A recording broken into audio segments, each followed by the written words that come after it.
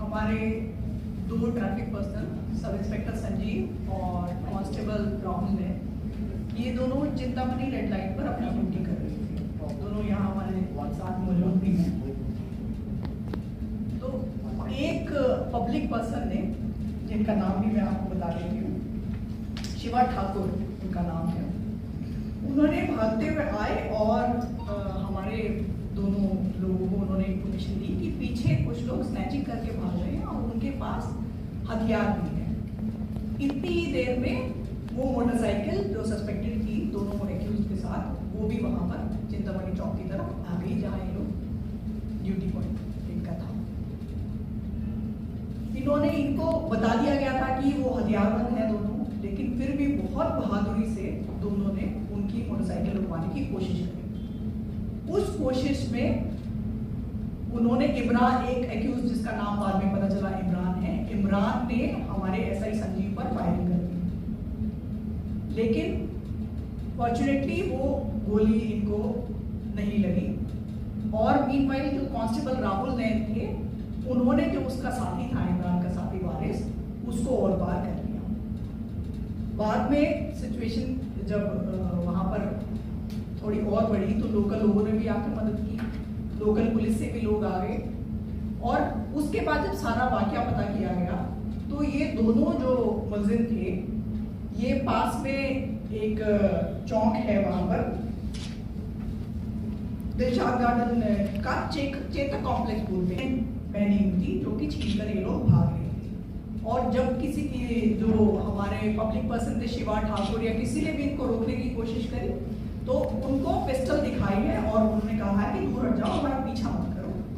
लेकिन फिर भी इसमें हम जो शिवा ठाकुर है उनकी बहादुरी का भी हम लोग सम्मान करते हैं कि उन्होंने निर्भीकता से उनका पीछा किया और आकर संजीव और राहुल ने इनको बताया।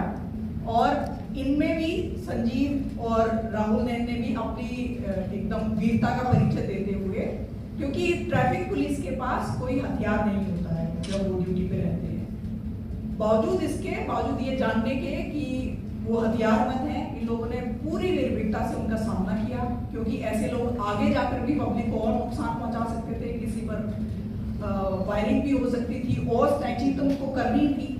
हम सबको पता है कि जब वो निकलते हैं तो एक स्नैचिंग तो नहीं करते हैं। तो इस तरीके से इन्होंने बहुत बहादुर अपने तरीके से उनको रोका है, बहुत वीरता का परिचय दिया है, जिसके लिए मैं इनको बहुत बहुत बधाई देती हूँ। साधारण कार्य पुरस्कार और एक ओटीपी मिल चुका है और ये भी उनका एक बहुत ही डिजर्विंग इंस्टेंस है, जिसके लिए आगे भी उनको सुटेबल रिवॉर्ड के लिए हम लोग पीएचडी को।